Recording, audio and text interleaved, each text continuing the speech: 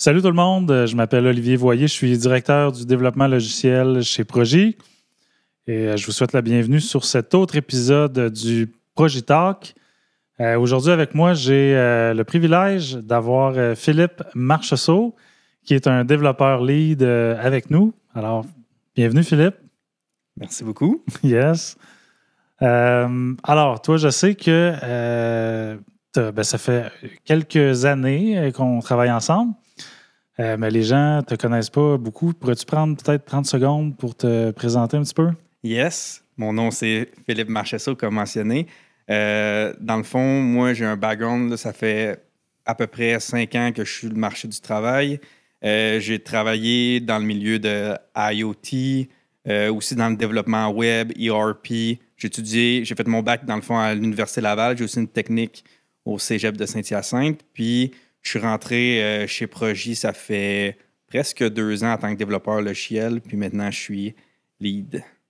Lead, OK. Yep. Puis comment tu abordes ça, ton rôle de lead là, au sein de l'équipe? C'est quoi ta posture? Comment tu vois ton influence sur les autres? Je te dirais, ça a été un gros challenge au début. On dirait que c'est un feeling, je pense que beaucoup de personnes ont dans l'industrie. J'avais beaucoup le feeling, dans le fond, le syndrome de l'imposteur, si on veut, ouais. là, au début. Là. Ouais. Du fait qu'on côtoie du monde qui ont tellement de talent, qui sont brillants. Mais au fait d'être accompagné, ça m'a permis beaucoup de travailler sur moi-même, puis d'essayer d'apporter des idées, juste au niveau de la collaboration dans notre équipe, le partage de connaissances.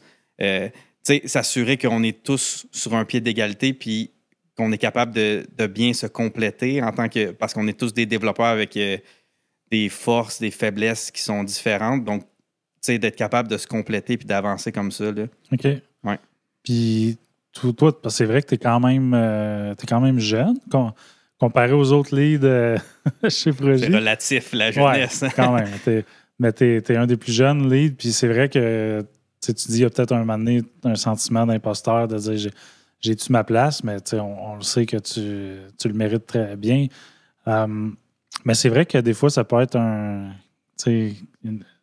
pensée qui me traverse l'esprit de dire il me semble, j'ai-tu vraiment ma place avec ces gars-là, mais c'est cool. On aime bien ta contribution. C'est super gentil. Ouais. Puis, je sais qu'il y a des entreprises que pour eux, les leads, ça fait pas l'unanimité, mettons. Il y en a qui disent que ça n'a pas sa place dans un environnement agile où tu n'as pas vraiment de hiérarchie dans les développeurs d'une équipe. Mais toi, quelle posture tu as choisi d'adopter dans ton rôle de lead? Je le vois pas nécessairement d'une manière hiérarchique de mon côté, plus que parce que comme j'ai mentionné, tous les devs contribuent autant dans le produit. Le ownership appartient à toute l'équipe, à tous les devs. Ma posture en tant que telle, je la vois un peu comme un guide. C'est sûr qu'il y a comme le titre le dit, c'est une posture de leadership, là, de leader, mais je le vois vraiment comme un guide puis comme une référence un petit peu au niveau technique. Apporter des idées, prendre plus d'initiatives, essayer que les gens se sentent vraiment comme plus impliqués dans le développement du logiciel. Donc, c'est comme ça que je le vois vraiment pas comme si j'ai pas plus d'importance qu'un autre dev dans notre équipe. Là. Ouais. C'est vraiment... Moi, je veux essayer de pousser tous les devs de l'équipe à donner le meilleur d'eux-mêmes. C'est comme ça que je vois ma posture en ce moment. Là. Ouais, OK. Fait qu'il y a pas t'es pas le superviseur des développeurs. T'es vraiment là pour t'assurer que la vision technologique de l'entreprise est bien comprise par l'équipe, puis que l'équipe, ce que vous faites, ça respecte aussi la vision du long terme. Puis tu fais partie aussi du comité d'architecture d'entreprise qu'on a mis en place. Yes. Ça, je pense que c'est une autre belle initiative qu'on a mis de l'avant.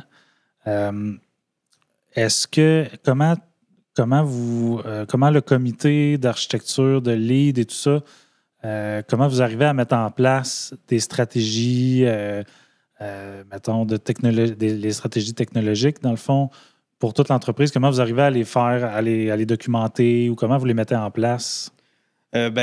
Habituellement, ça va au niveau de l'initiative. Là. Chaque lead ou au travers de développeurs de leur équipe va amener des idées, va amener des sujets qui vont être pertinents à aborder ou qui pourraient être pertinents à travailler avec tout ce comité-là. Quand une décision est prise officiellement, habituellement, on fonctionne avec des ADR. Pour avoir une documentation comme plus formelle, plus structurée. Oui, exactement. Là. C'est quoi ça, la ADR? Ça veut dire quoi? Là? Architectural Decision Record, si je me rappelle bien. Yes. Si ma mémoire est bonne. Mais en gros, c'est juste une manière de documenter une décision qui a été prise au niveau de l'architecture. Mm-hmm. Comme, mettons que tu pourrais dire, on travaille en .NET, on s'attend à ce que tous nos produits .NET utilisent Entity Framework comme ORM. Bien, on va le centraliser dans un ADR, puis on va dire, OK, on a évalué une avenue A, une avenue B. On s'est entendu que dans notre cas, c'était la meilleure décision. Bien, on passe par l'ADR, puis c'est documenté par la suite. Là. Exact. Puis, tu sais, on a mis ça en place, ça fait 1 an ou 2 environ. Puis, ce que je trouve intéressant dans cette approche-là, c'est que c'est le comité, c'est en comité qu'on définit un peu le cadre technologique, tu sais, de tout le département. Ouais. Mais, tu sais, c'est à nous de définir la liberté que les équipes ont au sein de ce cadre-là. Fait que, tu sais, on peut restreindre le cadre ou on peut le rendre plus grand. C'est un peu à nous de définir ce cadre-là, le comité. Puis, tu sais, on a vraiment besoin aussi de la part des leads qui sont plus sur le terrain, que, tu sais, les devs peuvent vraiment remonter des problèmes qu'ils voient, des enjeux. Fait que c'est un travail d'équipe là-dedans. Là. Mais je trouve ça intéressant, ce que tu dis au fait que, tu sais, c'est pas... Le but de ça, c'est pas de centraliser pour que les équipes fonctionnent toutes de la même manière, tu sais, parce que faut prendre en compte l'humain aussi là-dedans. Là, tes équipes, ils ont des produits différents, ils ont des mindsets différents, ils ont des approches différentes, ils ont des architectures différentes. Tu sais, fait que c'est de centraliser des trucs qu'on trouve vraiment importants puis qu'on se dit, OK, ça, c'est vraiment au core de notre mindset.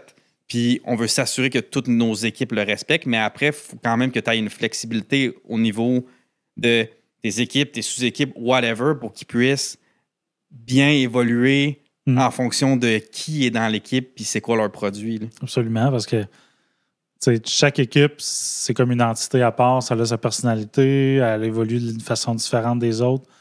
Puis comme tu dis, chez Progy, nous, on a la particularité d'avoir une multitude de produits avec des technos, avec un stack technologique complètement différent. Ouais.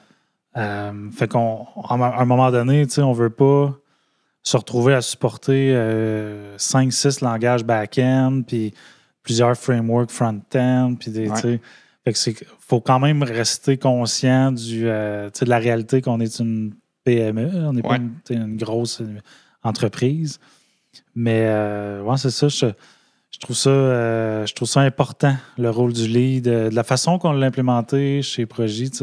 Je pense que tu incarnes bien aussi cette posture-là de lead. Puis, un des ADR, justement, des décisions qu'on a prises dans le passé, c'est au niveau de la qualité. On s'est demandé, c'est un bon exemple, ça, la qualité de dire, ben, peu importe la techno dans laquelle tu travailles, on a quand même des attentes, on a quand même un minimum ou la base, on veut travailler comment. Ouais. Ça touche les produits legacy, ça touche les nouveaux produits. Toi, je sais que tu travailles dans un nouveau produit. Oui. En règle générale, de gérer du moment que tu as une perte totale, que tu as une pick-up order, une demande de prise en charge. Ouais. Il y a un accident avec un véhicule, le véhicule est perte totale. Ouais. Ça s'en va sur un site d'encan, c'est ça? Oui, tu m'enlèves les mots de la bouche. C'est bon. Tu connais ça, Pix? Un peu. Okay. Quand même un peu. Okay. Nice. Moins que toi, là.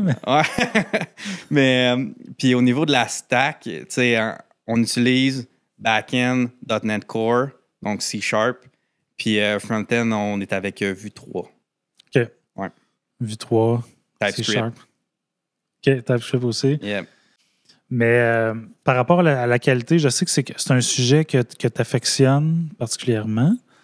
Je sais que dans ton équipe, vous avez une stratégie assez agressive au niveau de la qualité, puis vos exigences sont élevées. Ouais. Comment vous mettez ça en place? C'est quoi les choses que vous voulez absolument faire dans votre équipe? OK. La première étape de notre stratégie qualité, c'est comment on va aborder nos tests. Donc, on a une stratégie de test qui est mise en place avec la fameuse pyramide de tests. Yes. Donc, ce qui veut dire qu'en règle générale, on veut s'assurer que pratiquement toute notre code base est testée en unit.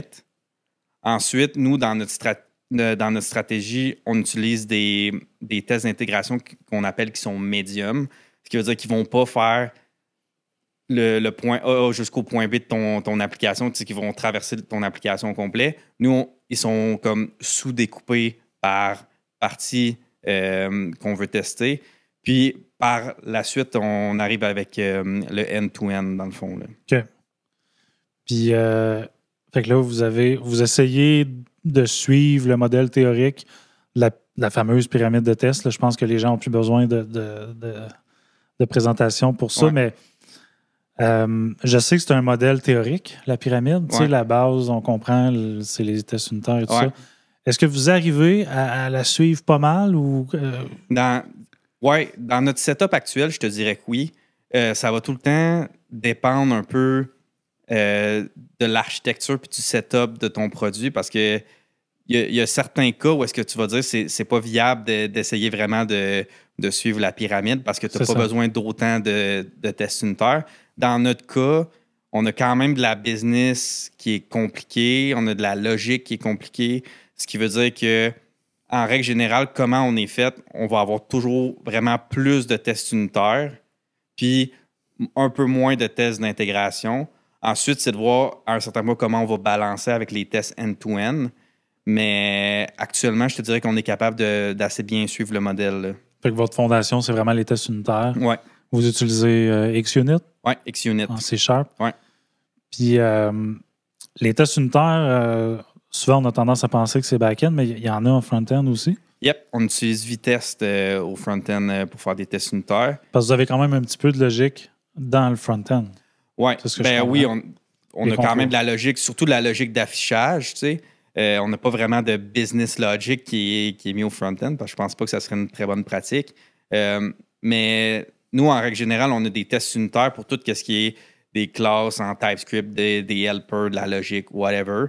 Puis, avec nos composants en vue, on a ce qu'on appelle des tests de composants qui peuvent être souvent un petit peu plus larges que des tests unitaires parce que tu testes comme une composante de ton application.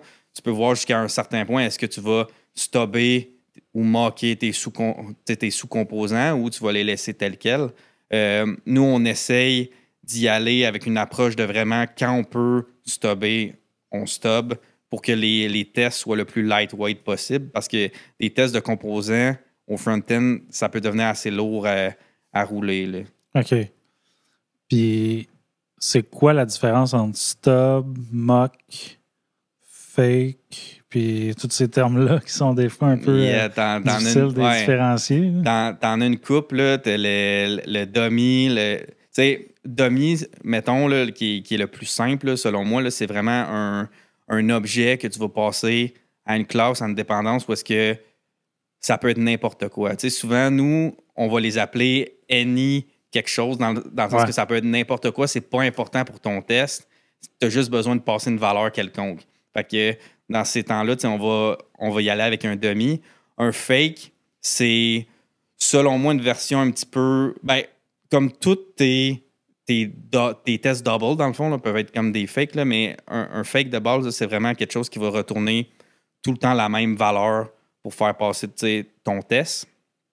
Si tu montes d'une coche, tu vas aller à ton stub. Ton stub, c'est quelque chose que tu vas vraiment setuper comme statique, si on veut, là, dans le sens que quand tu vas le setuper dans ton test, tu vas t'assurer que ton stub répond une valeur prédéfinie en fonction souvent d'une valeur qui est passée ou si tu n'as pas d'argument passé, juste qui va retourner une valeur prédéfinie. Tu sais, je vais te donner un exemple. Si tu testes que tu fais une action puis que tu calls, mettons, un repo, qui est une dépendance, puis tu fais un get by ID, ben, tu vas pouvoir définir que, OK, ben, ma dépendance qui est stubée, quand je t'appelle avec un ID X, tu me retournes un objet Y, puis toi, dans ton test, tu vas pouvoir faire des assertions sur ton objet Y. Tu sais.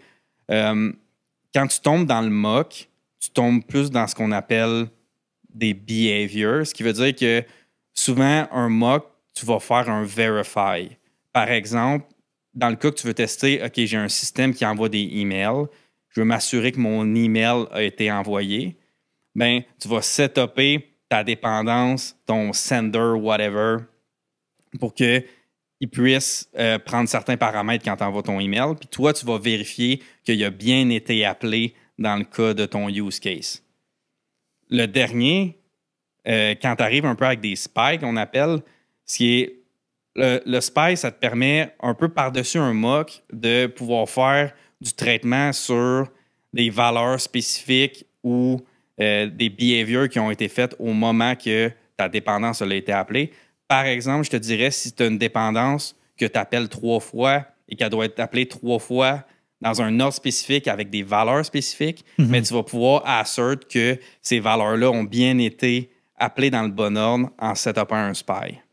Un spy, c'est ça. Puis, fait que dans le fond, en tant que lead, toi, c'est ça un peu que tu essaies de faire, c'est de former ton équipe, parce que une équipe, ça peut être formée de juniors, d'intermédiaires, tout ça, de gens qui ont moins d'expérience. Fait que c'est un bon exemple, je pense, de quand tu veux élever le niveau de ton équipe. Mais c'est le genre de trucs très techniques qui sont assez avancés que tu peux amener, j'imagine, à ton équipe. As-tu des façons de le faire? Comment tu arrives à transférer cette information-là? Yep.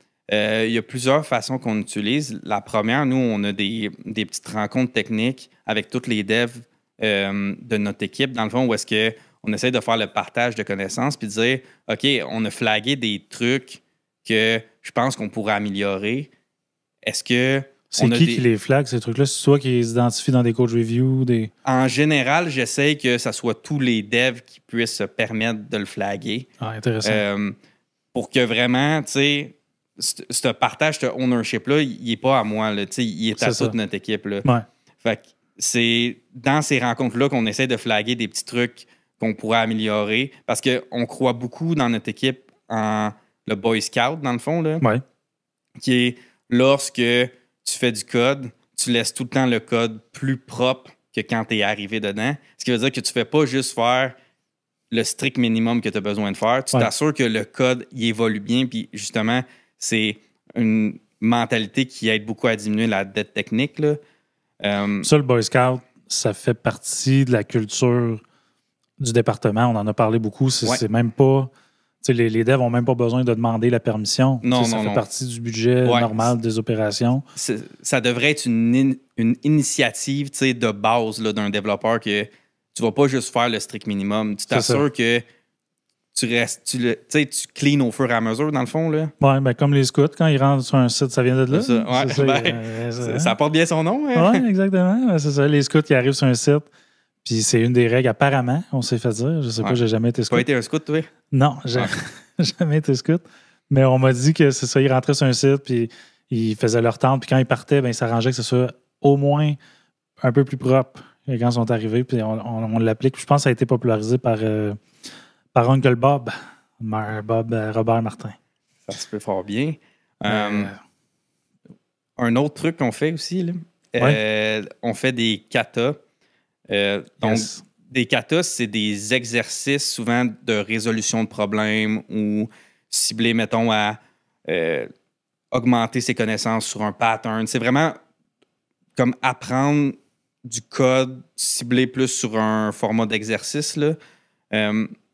Nous, ce qu'on fait, c'est qu'on essaie vraiment de cibler des trucs qu'on veut améliorer dans notre équipe, donc des trucs qu'on peut parler dans nos rencontres de dev d'équipe, puis de les appliquer dans des katas.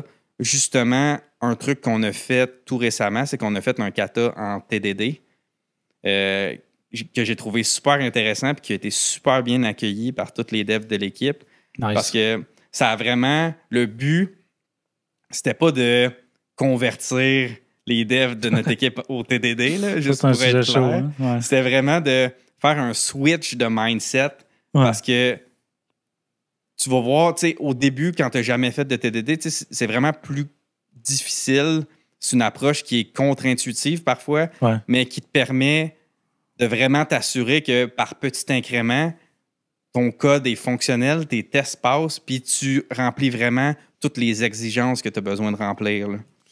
Puis on en parle souvent chez Prodigy, c'est quality first.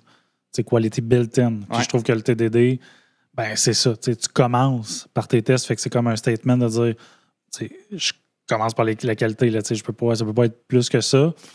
Puis ça me ferait quand tu dis que tu veux pas l'imposer à l'équipe parce que c'est un sujet chaud dans l'industrie. Parlons-en un peu du TDD. Je sais qu'il y a du monde qui disent que tu peux pas faire de la qualité si tu fais pas du TDD. Dans l'industrie, il y en a qui y croient dur comme fer, que c'est une pratique qui devrait être enforcée dans les entreprises. Chez Prodigy, la tangente qu'on a prise, c'est on laisse la liberté aux gens, on l'encourage, mais l'objectif pour nous, le TDD, c'est pas la seule façon d'avoir de la qualité dans notre vision. Non, parce que comment tu le vois, toi? La qualité, tu vas l'avoir par le output. C'est que le résultat final, comment il va être. Là, parce que à un certain point, tu pourrais avoir quelqu'un qui est super expérimenté, que tu ne verras pas s'il a fait son développement en TDD ou pas. Ouais. Ça dépend tout le temps. Puis je pense que c'est une question de contexte aussi. Parce que, mettons, ce qui est difficile en TDD, c'est que peu importe la méthode que tu approches pour ton TDD, du moment que tu as un développement qui est complexe, c'est difficile de savoir à prime abord comment tu vas séparer tes dépendances, comment tes différentes dépendances vont interagir entre elles. Fait que, tu peux avoir une approche hybride. Moi, il y a des cas que je l'utilise, il y a des cas que je l'utilise pas. Je vais donner un exemple. Si j'ai un bug, dans le cas d'un bug, il y a pas mal de chances que tu ailles un cas de test qui manquait, il y a une régression, il faut que tu ailles le fixer quelque part. L'approche que je vais prendre après ma base, c'est que je vais trouver le test qui manque ou le use case qui manque. Je vais le fixer, je vais m'assurer qu'il fail. Un coup qu'il fail, je vais le régler dans le code. C'est une approche qui se ressemble un petit peu plus au TDD. Aussi, je fais des fonctions, des use cases qui sont vraiment plus simples. Là, je peux me permettre d'y aller plus TDD. C'est sûr que quand c'est un use case qui est vraiment complexe, pour moi, je trouve ça un petit peu plus difficile. Une perte de temps, peut-être. Tu vas faire des tests sur de quoi que tu sais même pas trop qu'est-ce que tu vas tester. Là. Puis, ma vision, moi aussi, c'est idéal. Dans un monde idéal, on ferait tout du TDD. Je veux dire, on peut pas être contre la vertu. Là. Ça nous oblige à tester notre code. Mais sur le terrain, puis moi, j'ai été développeur longtemps aussi, je trouve que le code, c'est comme trop personnel. On a toute notre couleur, on a on a une personnalité quand on programme, puis je trouve ça plate de perdre ça avec le TDD, d'imposer des façons de travailler sur de quoi qui est tellement personnel à chacun, puis qui est, pour moi, ça m'aurait fait chier quand j'étais programmeur de faire du TDD, je le sais comment je suis. Ça aurait été bon, certainement, mais j'aurais pas pris de plaisir tant que ça. Fait que c'est un peu mon approche là-dessus, c'est on l'encourage. Si vous voulez en faire, on va vous supporter, on va donner de la formation. Mais moi, en tout cas, j'aime mieux laisser la liberté. Je trouve que le plaisir de programmer est trop important. Mais je pense que l'important, c'est que ton développeur comprenne c'est quoi les enjeux quand il va tester son use case, puis qu'il soit capable de bien utiliser ses outils pour le faire. Après, comment il l'approche, moi, tant que le output est bon, que tes tests sont facilement lisibles puis qui sont corrects. Peu importe comment tu l'as fait, l'objectif est atteint. Oui, exactement. Tu parles beaucoup de tests unitaires, puis c'est un sujet qui est super important parce que c'est la fondation de notre stratégie de qualité chez Prodigy. Je sais qu'il y a plusieurs façons d'implémenter des tests unitaires. Il y a différentes écoles de pensée. J'avais lu là-dessus le London School, puis il y en a un autre aussi.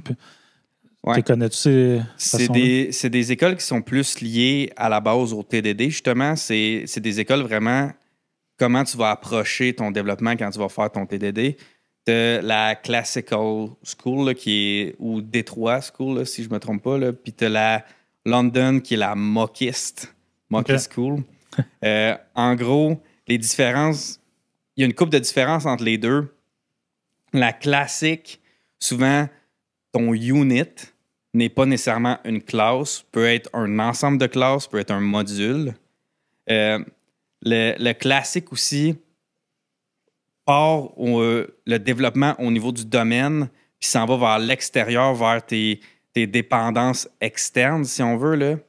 Si on switch à la London, c'est que ta unit, c'est une classe, puis toutes tes dépendances, sauf celles qui sont immutables, sont moquées partout dans ton développement.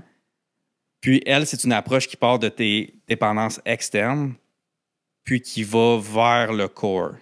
Donc, c'est comme deux approches. La classique est souvent un petit peu plus appréciée que la mockiste. Ouais. Parce que le fait de tout moquer, ça apporte souvent beaucoup de faux négatifs dans tes tests. Ce qui veut dire que c'est tellement couplé au fonctionnement de la classe que tu es en train de tester que du moindrement que tu changes quelque chose dans ton flow, mais que le behavior en tant que tel fonctionne encore, tes tests vont se mettre à failer parce que c'est vraiment couplé à l'implémentation, ce qui veut dire que tu es vraiment plus en white box parce que tu connais les détails de l'implémentation versus quand tu t'en vas avec la classical school, tu es comme plus en mindset d'intégration, donc tu as moins de chances d'avoir des faux négatifs dans tes tests.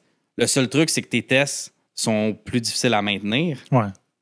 Puis, tu sais, du moment que tu essaies de stopper des dépendances, ça peut se mettre à briser un peu partout. Puis, c'est beaucoup plus difficile à déboguer. Tu sais, si tu as un test qui fail, puis que tu as à peu près 6 dépendances qui sont impliquées dans ton test, c'est où est-ce que ça brise, tu sais. C'est ça. Fait que, tu sais, c'est comme deux approches. On dirait que j'essaie de me situer entre les deux parce que j'ai été, tu sais, par mon éducation, on a été plus vers l'approche qui est London. Okay. Mais je veux pas avoir à moquer dans le sens que j'utilise d'autres types de tests double. Tu sais, j'essaie d'utiliser le plus de stubs possible qui sont vraiment plus centrés sur le output, moins sur le behavior. Ouais. Donc, tu sais, je me situe un petit peu entre les deux. Là. Ouais, c'est ça. Les deux ont des pour et des contre. Là.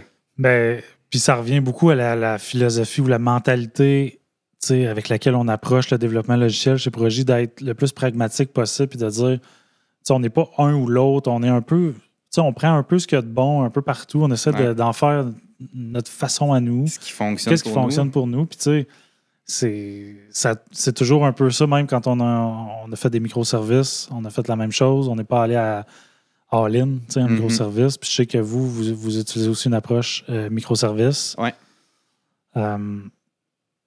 Ouais, intéressant. Puis, est-ce que vous avez d'autres outils, dans le fond, pour vous aider à atteindre vos objectifs de qualité qui sont assez élevés? Là? Est-ce que vous utilisez des outils quelconques? Ou c'est... On utilise, c'est assez centralisé, là, on utilise Sonar Cloud. Okay. Dans le fond, l'analyse de code statique. Ça, c'est SonarCube, version cloud, version web? Oui, exactement. Puis nous, dans le fond, on a une analyse qui roule dans nos pipelines de tests, puis qui va évaluer, par exemple, qui va nous flaguer si on a des code smells ou si on a des issues dans le code, puis jusqu'à un point aussi qui va faire du reporting sur notre code coverage aussi. Là. Fait qu'il nous permet d'avoir une vision là-dessus. C'est quoi votre objectif de code coverage? Nous, notre mindset actuellement, c'est qu'on essaie d'avoir le moins de exclude possible parce que dans ta configuration de coverage, tu peux avoir des excludes. Puis on essaie de tourner autour d'un 85% par service. Puis vous ne visez pas le 100%? On ne vise pas le 100% parce qu'on n'utilise pas beaucoup de exclude. C'est ça, parce que on le sait que 100%, c'est pas un gage de qualité. Le code coverage, c'est un couteau à double tranchant parce que ça peut t'amener un faux sentiment de confiance, de dire « Hey, mon produit il est testé à 100%, mais est-ce que tes tests sont vraiment bons? Est-ce que tes tests testent vraiment ce qu'ils devraient tester? » Bonne affaire. C'est pas un gage de qualité de test, plus qu'un indicateur. L'objectif, c'est d'augmenter la confiance dans ton code base. Oui, mais tu ne dois pas passer par ton code coverage. Ça doit être un coup que ta stratégie est mise en place, puis que tu es confiant en tes devs, vous avez des bons tests, vous faites du beau code. Là, tu peux utiliser le code coverage juste pour avoir un suivi de dire « Oh, damn, ce sprint-ci, on a eu un drop de 5% dans notre coverage. Qu'est-ce qui s'est passé? » Exact. Pour initier la discussion, puis comment on peut s'améliorer. Puis, tu sais, moi, ma vision aussi là-dessus, c'est que tu parles des trucs là, théoriques, London School, Classic School, tout ça. Puis je trouve ça important d'avoir ces discussions-là avec l'équipe parce que c'est important de savoir ce qui existe, quels outils tu veux avoir de disponibles dans ton coffre à outils. Ça se peut que tu n'utilises pas tout à chaque jour, mais au moins, quand tu en auras besoin, tu sais que ça existe, tu sais ce qui se fait ailleurs. Ça te permet aussi de te comparer, de te confronter à d'autres façons de travailler qui peuvent t'amener plus loin. Fait que pour ça, je trouve ça intéressant dans ton rôle de lead. Je sais que c'est ça que tu fais avec ton équipe, tu les amènes à réfléchir, à think out of the box. Puis, fait que ça, c'est un des rôles du lead que je trouve super intéressant, au-delà de la hiérarchie. En tout cas, nous, on n'y croit pas à cette hiérarchie-là dans les équipes agiles.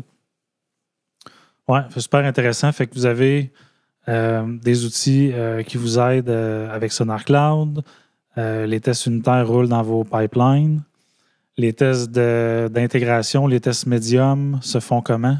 Même étape que les tests unitaires. Ils sont dans les pipelines aussi. Là. Dans les pipelines, vous les abordez comme des tests unitaires, mais juste plus haut niveau, quoi? Ou? Ouais, ben, tu sais, c'est vraiment le même setup que nos unit tests. C'est juste que c'est des tests qui sont un petit peu plus larges. Là. C'est ça. Ouais. OK. Puis les tests end-to-end, est-ce que vous en faites déjà? On n'a pas notre setup de end-to-end encore. Là. C'est ça. Fait que vous focussez vraiment sur la fondation de la pyramide, ce qui fait du sens. Puis les tests end-to-end, comment vous allez vous organiser pour les développer? Quel outil? Qui va les écrire, etc.? Dans notre équipe, la responsabilité va être pas mal aux développeurs. On va utiliser Playwright probablement en TypeScript ou en C#. On n'a pas déterminé encore le langage qui était le mieux pour nous. C'est sûr qu'on est tous des devs C#. Fait que on a une petite tendance à aller vers le C#, mais je ne sais pas encore. Là. Fait que de notre côté, ça va être vraiment de tester avec le end-to-end des happy paths, dans le fond. Là. S'assurer que les happy paths de notre application sont fonctionnels au travers de tout le flow. Là. Fait que le fait que vous n'en faites pas maintenant, ça fait partie de votre stratégie. Vous voyez, c'est vraiment la cerise sur le sundae, les tests end-to-end. Exactement. C'est vraiment le dernier filet de sécurité pour dire on n'a rien brisé de critique. Fait que c'est ça qu'on... C'est vraiment une protection contre la régression. Là. Ouais. Puis, ce que je trouve intéressant dans votre approche, c'est que de façon organique, vous vous êtes rendu compte que nous autres, on n'a pas tant besoin de quelqu'un dédié à la qualité, un QA. C'est ça, un spécialiste, on va dire, en assurance qualité. Ça a venu de vous. Vous avez trouvé que vous vouliez owner votre qualité. Comment, c'est le fun, là, ça a l'air bien cool, mais comment vous le vivez? Est-ce que vous avez vu des impacts? Comment vous avez dû vous organiser pour vous assurer de ne pas échapper de balle?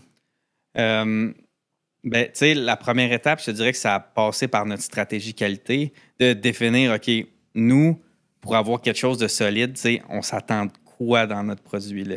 Fait que c'est là qu'on a défini... En équipe? Ouais.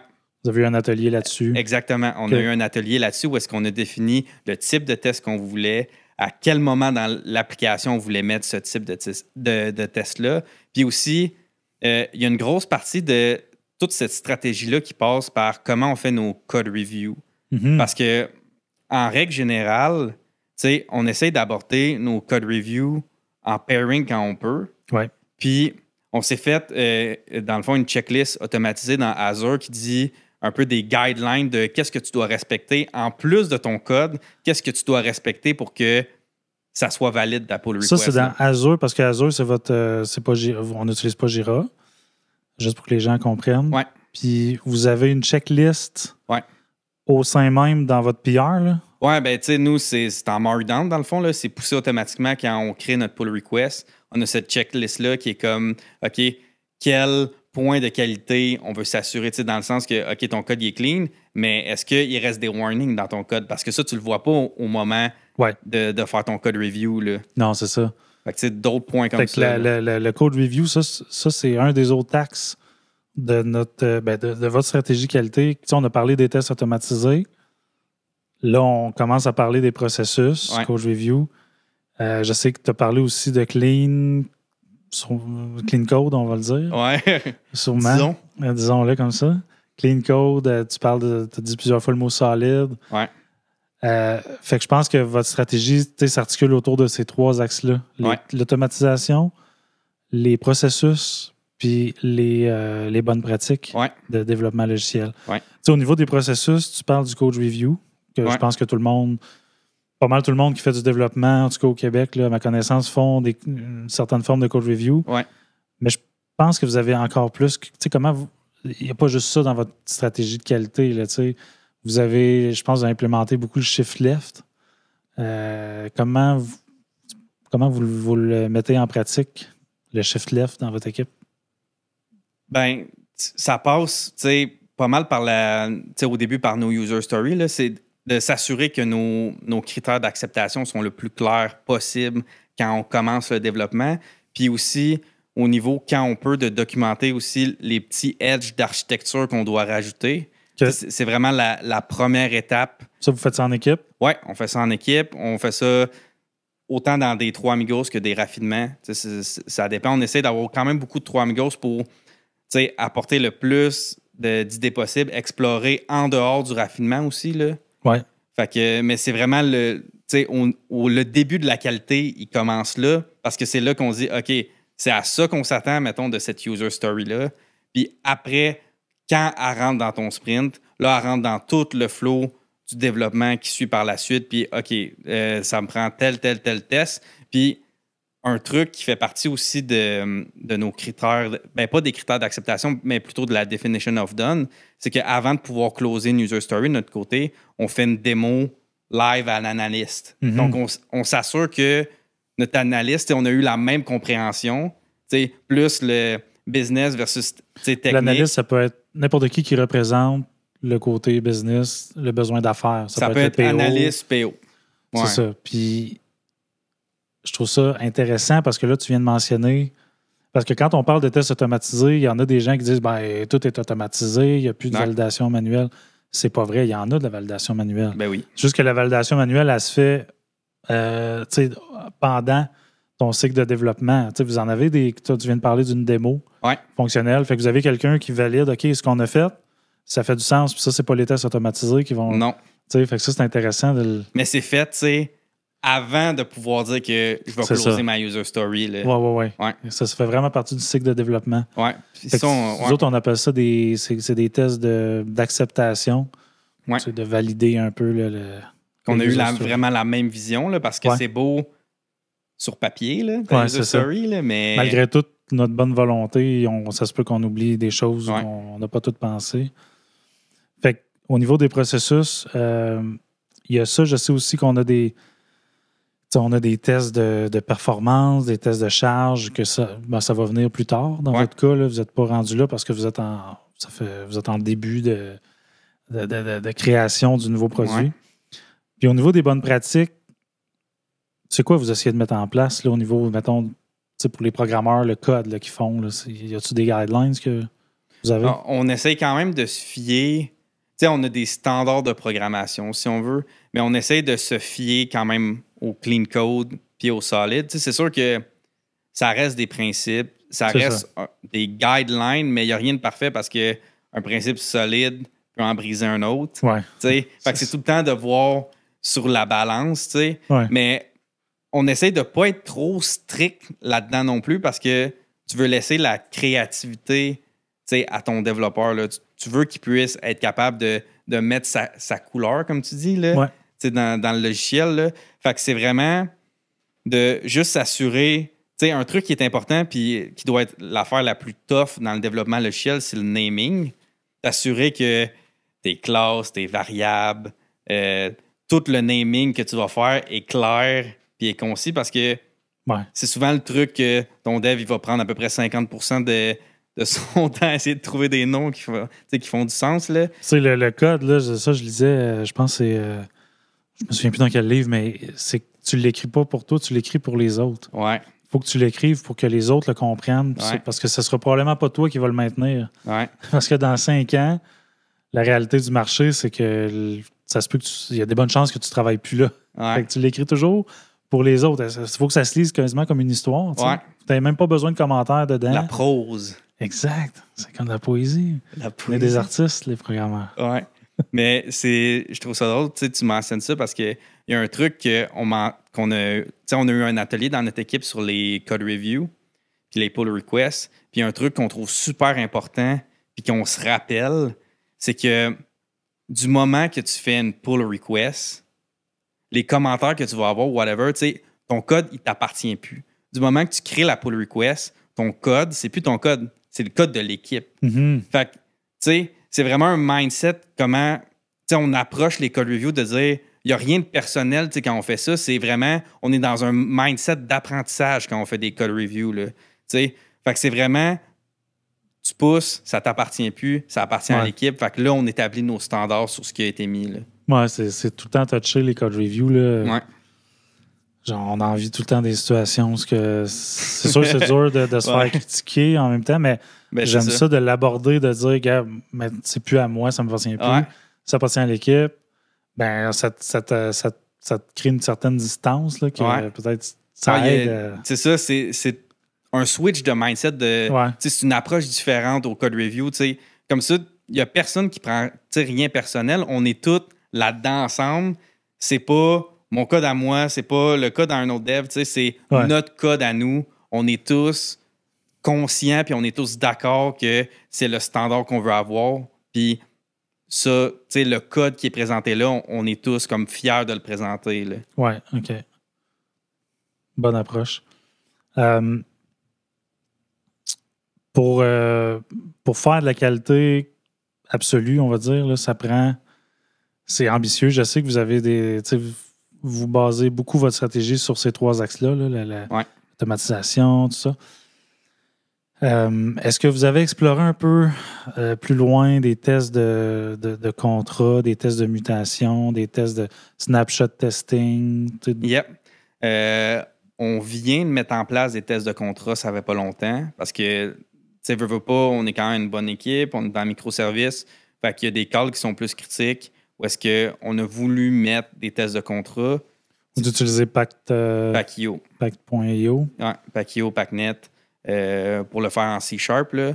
Fait que concrètement, comment vous l'avez implémenté, là, la génération du contrat? Yeah. Nous, c'est ce qu'on appelle des tests de contrat qui sont consumer-driven, ce qui veut dire que c'est ton consumer qui génère le contrat, qui est un format spécifique en JSON, puis qui le pousse dans ton pack broker au moment du déploiement. Fait que dans son pipeline, il génère le fichier JSON. Quand il exécute, c'est que dans le fond, il exécute un test contre un mock du provider.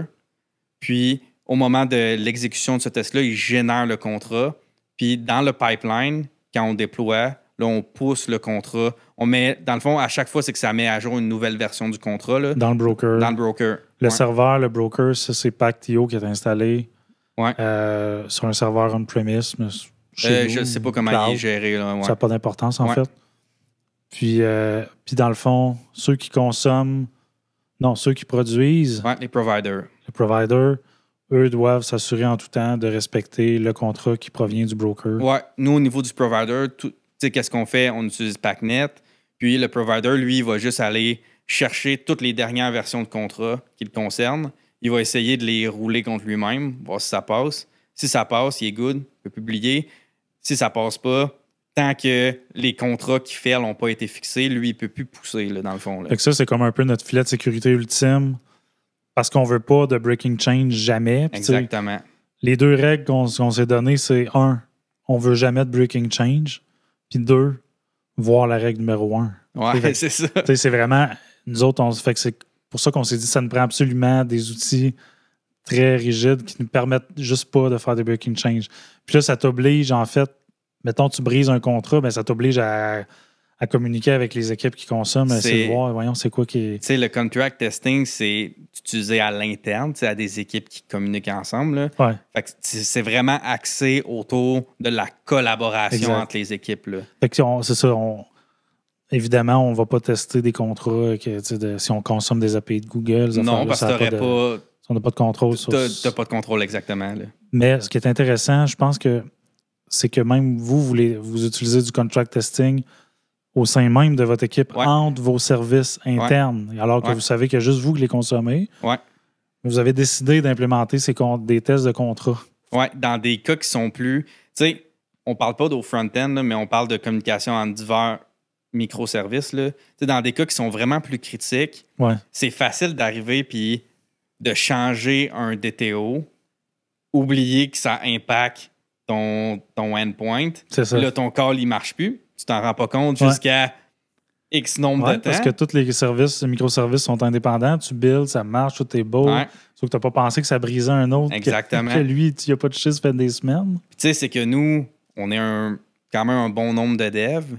Puis, on ne travaille pas tous dans les mêmes services. Là.